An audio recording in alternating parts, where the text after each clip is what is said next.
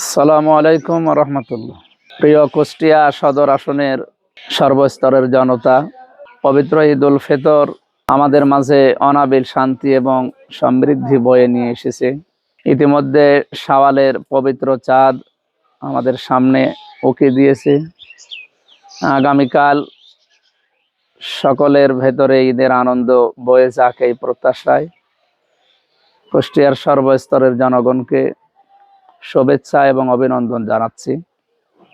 রমজানুল মোবারক আমাদের কাছে যে বার্তা নিয়ে এসেছিল, ভ্রাতৃত্ব, সমৃদ্ধি এবং একে অন্যের প্রতি সহমর্মিতা, আমরা যেন দল মত নির্বিশেষে সবাই এই শিক্ষা নিয়ে আগামী একটি বছর চালাতে পারি এবং চলতে পারি।